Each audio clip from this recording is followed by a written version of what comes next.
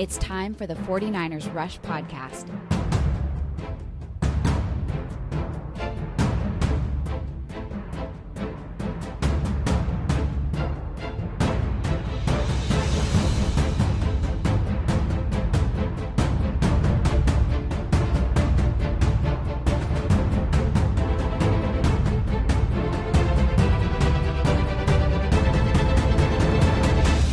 And here's your host, John Chapman.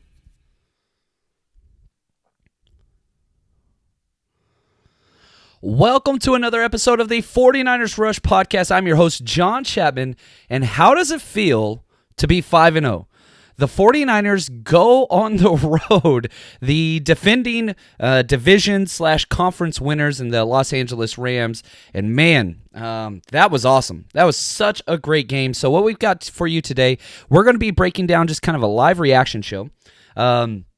Talking about the good, the bad, the amazingly good things that just took place. That was incredible. And I have to say, you know, I took the family out there, and again, why this one's so late, I apologize to that, but took the family out to the game at the Coliseum, and man, it was at worst a 50-50 split 49ers and Rams fans. We dominated that thing. And if you listen to any of the post-game press conferences with whether it was Jimmy Garoppolo, Sherman, Buckner, every single person, Robert Saleh, the head coach, everybody talked about the faithful showed up. It was almost like a home game for them. It was hilarious.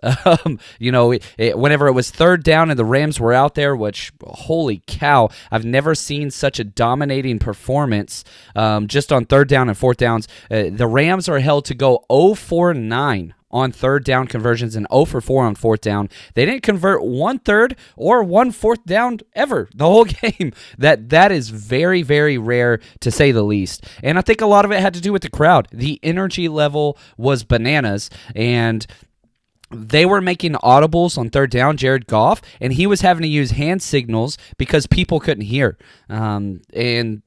It was awesome. You know, the LA takeover was a real thing. Had an absolute blast. I went to 5 different tailgate parties before the game, and if you could tell my voice, I've been screaming a little bit. I was pretty inebriated during the first quarter, second quarter, because of all the tailgating parties. It was amazing. There were just 49ers fans everywhere. The energy level before, during, and after the game was wonderful. I mean, it was intoxicating. My kids ate it up. We had an absolute blast. It was wonderful. So if you have any questions, please let me know.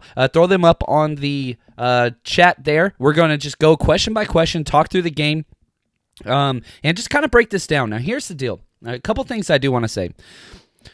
The 49ers continue to win defensively. We still not have the 49ers have not allowed anybody to get past 20 points throughout the entire season. Still, it's incredible.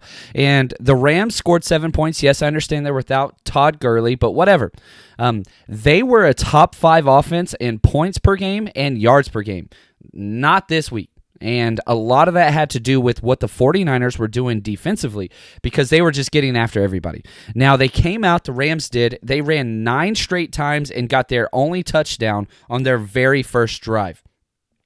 It was interesting because where we were sitting, we were behind in the end zone, and so you could see the mechanics. They ran straight at DJ Jones, like, I think it was 4 out of the first 5 plays, just straight at him. Just double-teamed him, blew him off the ball. They go in and score. DJ Jones doesn't go back out there to the 3rd or 4th series, and he responded very, very well. You allow that touchdown to take place, that's got to hurt your pride because they just literally just stuffed the ball down our throats that first drive. But the way in which that the defense responded on the sidelines and whenever they went back out there was incredible because they couldn't do anything after that. So that was one of the things that was just like a huge takeaway was how the defense responded. Now, whenever you look at the passing game for our defensive line was incredible. Question here from Drew. How did Bosa look today? Not much in the box score. I wasn't able to watch the game. Bosa did a great job. The problem was he was matched up with Andrew Whitworth, one of the best pass-protecting left tackles in the NFL. So you don't want to knock Bosa for like a quote-unquote bad game, but the way that this game, and again, if you listen to our scouting report episode, it was it's going to have to be the inside or on the defensive left side, not the defensive right side where Bosa lined up, and that's exactly what happened. D Ford, even though he didn't get a lot of snaps, he was out there making plays. Shoot, Solomon Thomas got a sack from the interior, ladies and gentlemen, so tip of the cap to that guy. That was amazing. He even got some snaps on the outside, which they ran it right at him. He lost contain. That's when they got down to the one that we took him out. We got the goal line stuff. We just got to stop playing that guy at the end. That's all there is to it. I don't know what else there is. It was really funny because whenever he ran out there, a guy like 3 rows behind me goes, Solomon Thomas is in at the end? Are you kidding me? Anyway, that was rather comical. Now, flip side, how did the newbie tackles hold up today on the outside? Our left and right tackle, Daniel Brunskill, Justin School, they did great. They did great. Now, Aaron Donald did get a sack off the edge against Justin School. He got 2 sacks in the game, but one of them was against Justin School on the edge. I'm going to have to go back and watch a lot of the film, but overall, they did great. Now, if you look at the team stats, things didn't look really that great, from a rushing perspective. I said that the number one key to the game was if the 49ers can have 40 rush attempts or more, they get the W. How many rush attempts did they have? 41. On the nose. Now, were they efficient? No. This was our least efficient running game of the season, but it didn't matter. We had 41 rushing attempts for 99 yards. That's only 2.4 yards per carry, but it didn't matter because we managed the game, and we controlled the game, and we kept converting on third downs. We did throw the ball a lot more than we usually do. Jimmy Garoppolo goes 24 for 33, but it was a manageable, the drives just kept going and kept going and kept going. And that's what you wanted because their offense was on the side getting frustrated because they couldn't get the drives going, and our offense was sustaining drives. So they were on the sidelines most of the time. It was wonderful. Absolutely wonderful. Great game from Jimmy Garoppolo. Tevin Coleman, I was really surprised. I tweeted this out during the game. I don't understand why our head coach loves Tevin Coleman so much, especially in the red zone. I don't get it. In the one drive that we ended up having the interception, he cost us. He could have scored twice. One was the drop pass that was just ridiculous, and then the other one was, I think it was on 3rd and 1 or 2nd and 1. He just kind of gave up a little bit. He was running hard, but he didn't really create anything at all or any space. Seemed like he could have got in easily.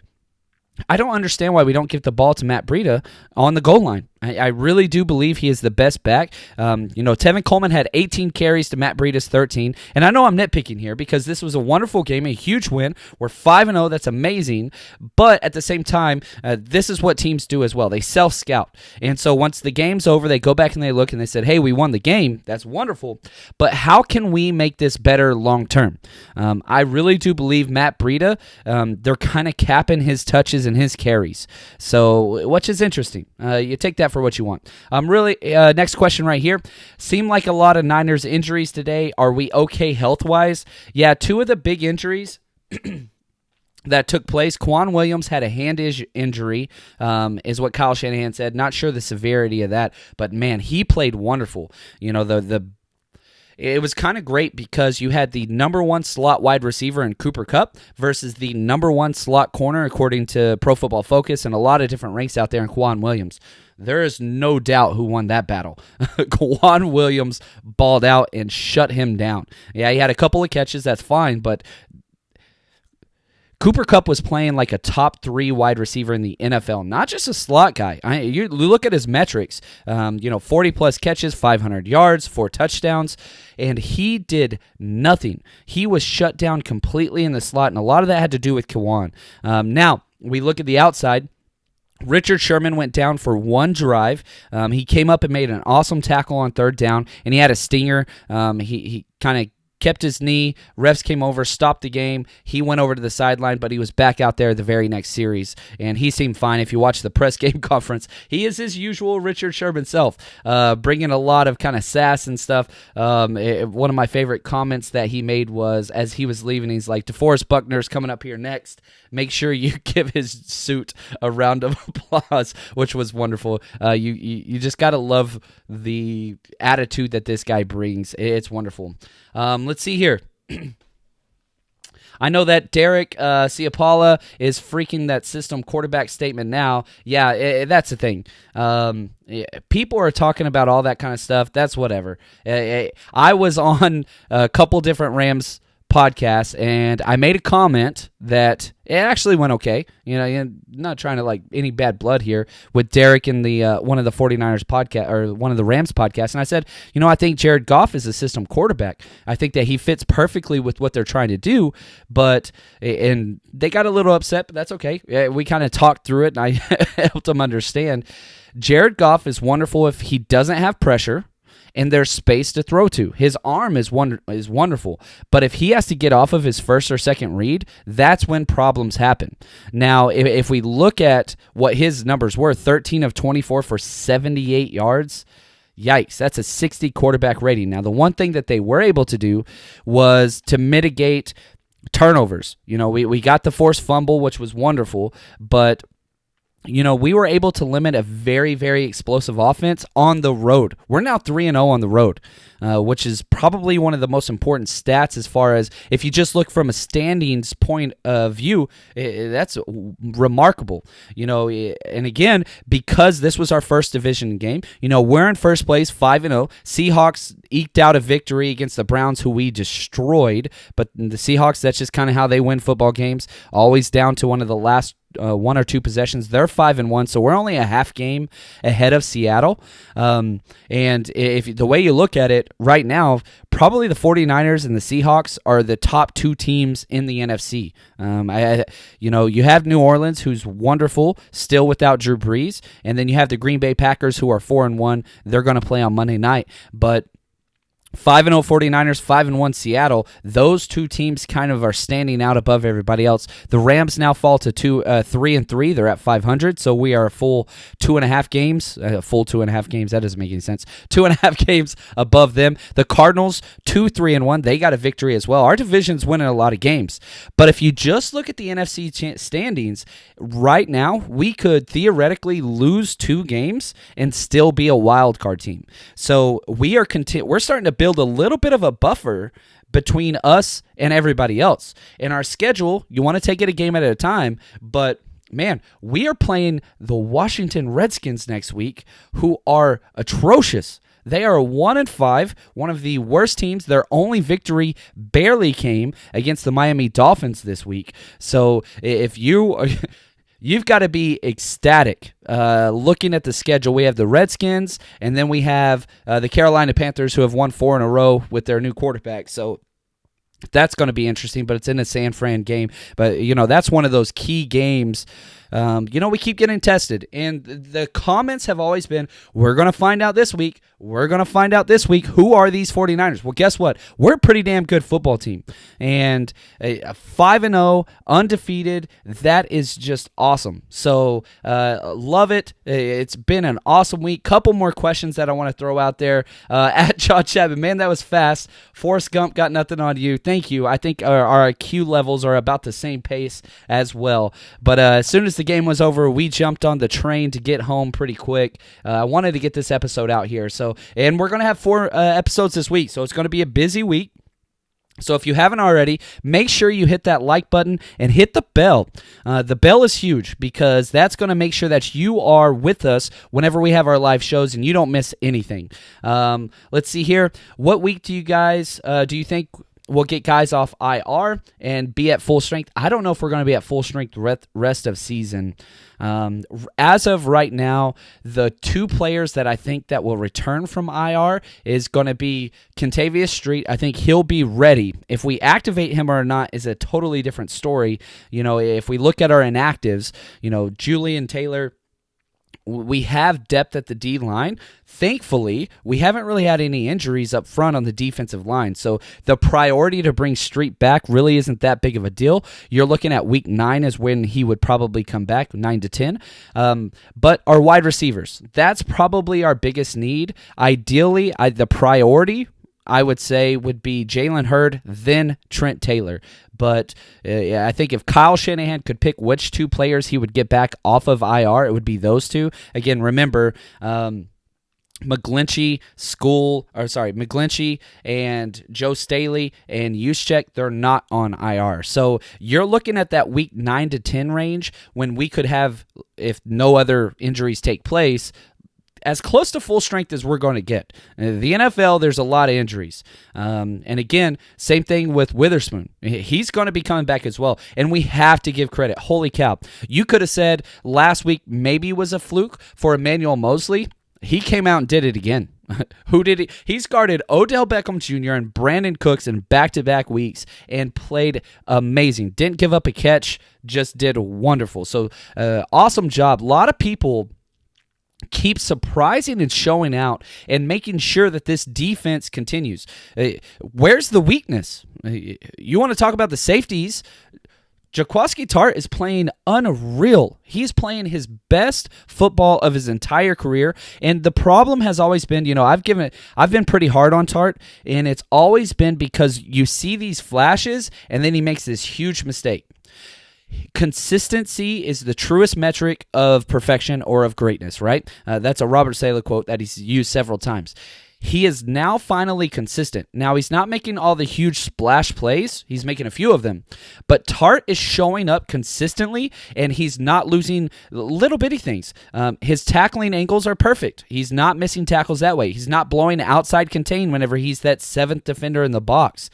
He's not losing on double moves. He's engaging whenever he's guarding the wide receiver or the tight end or running back without drawing penalties. So he's kept the kind of top ceiling approach to football, and he's eliminated a lot of the bad plays. If he continues doing that, holy cow, man, because there's no weaknesses. There's no weaknesses on this defense. Perhaps probably the biggest weakness is just that interior spot, not DeForest Buckner, but whoever's lined up beside him. But man, Solomon Thomas looked wonderful today. He looked great. Got the sack from the interior spot. I called him out last week, and I said, man, I really want Solomon Thomas starting that interior spot. I think we can kind of figure that out, but it's what it is. Let's see here. Next question. Maybe it's just me, but I'm feeling that Breida's touches are going to start declining, which saddens me. What do you think? This is one of the things that I disagree with Kyle Shanahan on completely, as I said earlier. Matt Breida is the number 1 running back for this team. The fact that Tevin Coleman was the starter, quote unquote, and got more touches and got more snaps really bothered me this week. The only way that I could justify it is they're saying, look, Breida is so efficient and he constantly is banged up. Let's just cap him at 13 to 15 touches, and that's going to be it. We'll get everybody else going, and we'll just kind of see what that is. Now, I will say this, and, if you follow us in our betting, we took a swing for the fences this week, and I missed it. I'm going to be very, very honest. Over at mybookie.ag, use promo code 49ers. I told you my bet of the week, which it was a tough one. The odds were plus 595, I think. Breida would get 80 yards, a touchdown, and the 49ers win, and he didn't get in on the goal line, and he didn't get that 80 yards. So that is on me. So that's a bummer, and I apologize. I'm going to do a lot more work this week, and I'm going to get something out for you guys as well betting this week. But I also told you to stay away from the over. I told you don't bet that, and I did tell you to get in on the 49ers just covering the spread. We were given points. If you bet with us early on, we got in at plus 3.5 points, so covered completely. So we still made money this week, which is awesome. So whenever you have a bad week and you still make money, you got to be really happy with that. So what you need to do is head over to mybookie.ag, use promo code 49ers. They're going to double your initial deposit. MyBookie is the number one betting site. We've partnered with them for a long time, and I reached out to them because I've used them for a long time, and I trust them. So if you head over there and you start making bets, here's the cool thing. Because if you just want to jump in on the bets that we highlight each week, that's awesome. And you can do it with no money. If you just want to start your account, you can paper bet, which means it's free bets, but it still tracks it like it's real money. If you want to throw down $5 of fake money on there and see how that pays out and all that stuff, they have that. MyBookie is so easy to use, and again, when you win, you get your money out. So I'll be back with you guys some more betting throughout this week, but it's going to be fun. I love betting during the football season. It just makes the game so much more fun. Next question, here we go. How did Pettis look? Pettis had his best game of the year, not close.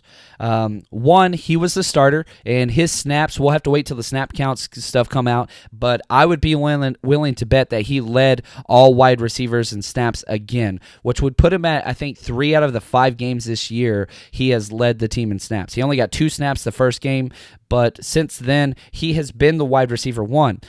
But here's the issue, and this was brought up a few times on Twitter as well. This system does not value the wide receiver like other NFL teams do. A couple reasons. One, they're blocking kind of fullbacks on the edge. That's kind of how we do it. Even the small guys like Breida or Richie James or whatever, they are great blockers. So Pettis had a great game from a blocking standpoint, and we're able to extend a couple runs.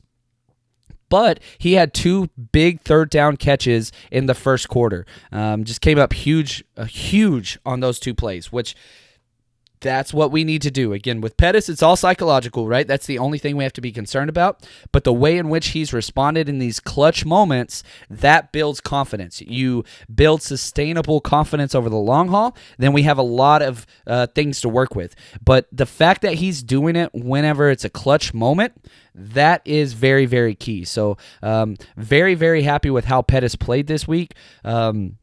He had 3 catches on 6 targets for 45 yards. But again, back to the way in which that Kyle Shanahan's using the wide receiver core. They're not getting a lot of targets. And it's going to be George Kittle and Matt Breida and Tevin Coleman. I mean, Kittle had the most targets, and then our running backs were the, 2 of the top 5 targeted players. 3 of the top 5 targeted players were as a tight end and 2 running backs. And so what you're going to do with those wide receivers is you're going to try to create difficult man matchups with Dante Pettis and Deebo Samuel and Marquise Goodwin because of the speed and the separation they can create. So what you have to do is you have to give help over the top. And if you don't do that, then the slant routes and the go routes, that's the big thing. But what the Rams did is they kept 2 safeties back a lot of times, or they put a linebacker jumping out to the flats to help with that inside leverage on those routes with the outside man coverage. So because of that, that's going to open up some running. And that's exactly what Kyle Shanahan wants to do. He's got to motion so that you can't keep a safety over the top of the guy you want to. You're going to have to flex a lot of different guys out into almost like a cloud coverage, and that allows you to run the ball better. Now, were we efficient in the run game? Hell no, we were not. Were we able to convert third downs? Yes, and that's what's key there. Because, again, if you look at the metrics and the numbers that we have, just the team stats, again, they went 0 for 9 on third down. We went 8 for 17. You always want to be slightly above 500 or 50% there. So we were a little bit off, but we were 1 for 1 on fourth down. So that bounce, that's what you want. And so if you combine their third down and their fourth down, they were 0 for 13.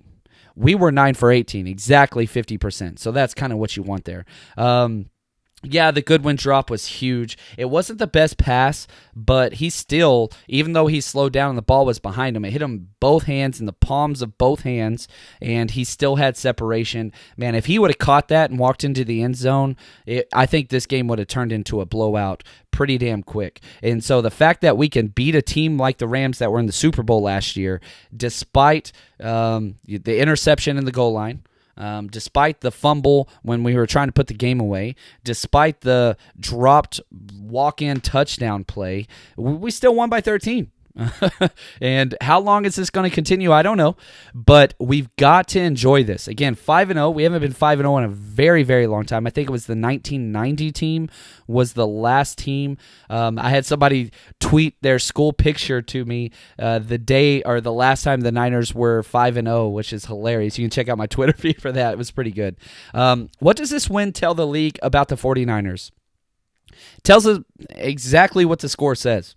We have the best, if not the best, one of the best defenses in the NFL. Point blank. Our offense, it's going to put up some points, but this is a defensive statement. Again, no team has scored over 20 points on us. No team. 5 games, nobody scored 20 points. We're playing a top 5 offense in their house, and they scored 7 on their first drive. Now, how many drives did they have? Let's see here. I'm missing it. I don't know why I'm missing this here. Their total drives, they had 11 total drives. So the last 10 drives, blanked. 0 points on the last 10 drives. If you do that, I don't care what your offense does, you're probably going to win. You're probably going to win the game. This is a defensive statement. And so curious to see what's going to happen as we move forward, because it's pretty impressive. It's you got to take it for what it is. You stop teams from scoring that many points. You allow them to score 7, you're going to win the game. In your opinion, aside from the sack on Solly, how would you assess his play? He looked good on the inside. He was getting penetration. He was disrupting things up front. Yeah, I loved Solomon Thomas the last 2 games. Great job on the inside. We still put him out there for one series on the outside, and that was the one where they just drove right down the to the 1-yard line. Fortunately, we were able to keep him out. But yeah, Solly's great on the inside. I think he should be the starter, and I think that he should lead snaps from the defensive interior next to Buckner. Let's see here. He was mad, but it was the truth. Yeah, you're talking about that podcast again that I was on with the Rams. Yeah, that's very, very true.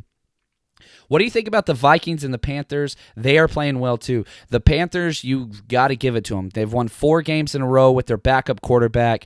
Defense is playing lights out. Christian McCaffrey, probably the MVP of the entire league right now. I know they always give it to a quarterback, which is stupid, but yeah, Panthers are legit. And the Vikings, when the Vikings are on, they can beat anybody. The key is when the Vikings play in a primetime game, he always craps the bed. Kirk Cousins is not a primetime quarterback. If the lights are on, he's out of it. So I've always, a big DFS player, daily fantasy, I bet. I put Kirk Cousins in so many lineups unless it's a primetime game. He's just not a primetime player. So, but yeah, that defense is for real as well. Are you going to be on any Redskins podcast this week? Probably. There's a couple different networks that try to get me to join their podcast for their team-specific ones every week. I have not responded to any yet.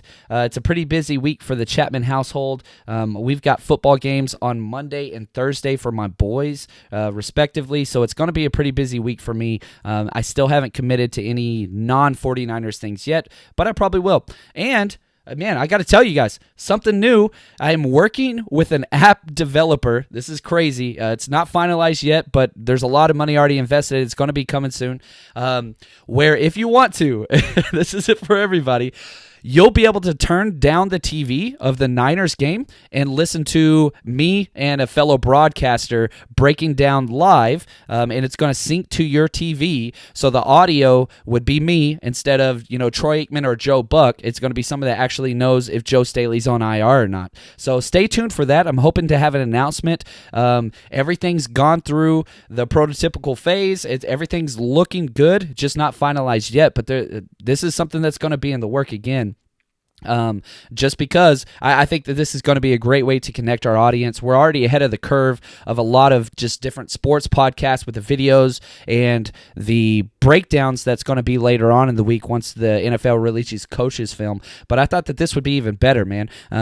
Being able to break down the game as you're watching it, and literally you would just do it with your phone and you'd sync it to whatever speaker you have, just turn down your TV, and then you turn me up with a broadcaster and I would be doing the play-by-play. So stay tuned for that. I am working a ridiculous amount of time behind the screens to make sure this is up, but the goal is we would have this ready for next week versus the Redskins. That's the goal. Probably realistic goal. It's going to be 2 weeks out, but stay tuned for that. I'll give you all of the feedback and what's going on there. Let's see here. Our D has given up 10 points this week, and we played 2 games in 6 days. Yeah. Held the Browns to 3 points, right? And then we hold the Rams to 7 points. This is the same Browns team that put up 28 points against the Seahawks. And the Rams, we know who the Rams are. Our defense is for real. Yeah, I completely agree with you, David. Great point. Sorry for all the questions. No way, man. Bring the questions. This is y'all's podcast. I'm going to keep talking as long as you guys keep asking questions. I want to make sure we cover this and enjoy this. When was the last time that we as 49ers fans could enjoy this? So we can't have enough content right now because this is so badass. We got to treasure these 5-0 times. This gets us through. If you remember just 2 years ago when we were I think we were 0-4, and we lost all 4 games by 3 points or less. And we kept saying, man, we're so close. We're so close. If just this one thing went that way, then we would have won. Or if this thing went that way, we would have won. Well, guess what? The things are going our way. So please bring the questions. Whatever you guys want, I'm going to find a way to create that for you because this is the time. This is awesome. And, I did get a lot of backlash if you were on my Twitter feed because I was filming at the different tailgate parties and people were saying, where were these fans when we were 0-4, when we were, whatever. Here's the deal with the way Fandom works. I teach high school and I'm around high school kids all day. They all love the Patriots, right? They all love LeBron James. They all love whoever's won recently. That's just the way kids are, and that's the way they're always going to be. But when new fans join you, that's a great thing, not a bad thing. Do you like bandwagoners? No, you don't. But if they're bandwagoners that come now and then they stay through the rough times that eventually will show up, that's a true fandom. And so don't be the ones that are, where were you? You're not a fan. One of my favorite interactions today was I had a Rams fan. He just walked up to me and he asked me this question. He goes, are you from San Francisco? If not, you're not a real Niners fan. I was kind of taken aback and I said, okay, are you from St. Louis? He literally turned around and just walked away. And so don't be that guy. That guy sucks. Welcome these new fans. And yeah, just make sure that you let them know you got to be here for the bad times too. So if you're going to be with us, but you've got to stay with us. That's just kind of the way I see it. Let's see here. Is Carolina a big threat moving forward? We're going to find out. We play them in about 3 weeks. So if Carolina is a big deal, then yeah, we're going to find out very, very soon. They're just one of those teams it's kind of interesting the way that they do things because they're not blowing people out. They're just very, very efficient, and their defense is good enough to kind of keep the offense off the field. And so whenever their team's out there, they're still putting up points. It's just slow, methodical. So again, we have at the Redskins, at home versus the Panthers, then at Carolina. So that's our next 3-week stretch. So lots of stuff to look forward to. Not the difficult part of our schedule. Now, after that, it gets bananas, but it's what it is. It's what it is. Do you think the NFL will randomly drug test RTC Robert Saleh? So hyped. Yeah. One, he's got this team playing like they're on steroids, and if you've seen him lately, that dude's added about 10 pounds of muscle just from last season, so I think he might actually be on that as well. So, but yeah, love it. I love how he gets out there on the field and welcomes his players coming off the field. I mean, the energy is wonderful. 150 viewers on the live show. Yeah, we're up to 182 now. We're on Twitch, YouTube, Periscope. We're on everything. So just keep adding everything. I wanted to meet up with a lot of different people. Had an awesome time at all the tailgates. Wish I could have met more people. It was bananas, though. There were so many people out there. Next question from George. Did Debo stop on his route at the goal line on the interception? It looked like he was tackled. It really, really did. It looked like he was taken down, and whenever I saw the penalty on that, I was hoping that's what it was called, but it wasn't. I hated that play call. How often do we say that, though, as 49ers fans? We have the best play caller in the NFL, so if you talk to any other NFL fan, they're going to, whine and complain about the play calls and why don't we play this guy over that guy and all that stuff. We don't have to do that as 49ers fans very often. I didn't like the play call, but it's what it is. I still would choose Kyle Shanahan over anybody else in the NFL, and I don't think it's really that close. So, all right, guys, really do appreciate it. Just want to say we're got a lot more content coming your way. I will be waiting for the rest of the coaches' film to come out because, again, I didn't get to really watch this game on TV because I was at the game, so the view's a little bit different. So I'm going to wait. Probably on Tuesday will be our offensive breakdown, and then Wednesday, defensive breakdown. We've got a lot more stuff for you. And, again, if you have not already, please hit the like button and the retweet wherever you are. We're 5-0, baby. 5-0, first place, still undefeated. We have a 2-game buffer just to make the wild card. This is impressive. Lots of good things ahead. So stay strong, faithful. We've got a lot more coming your way, and I will be back with you guys very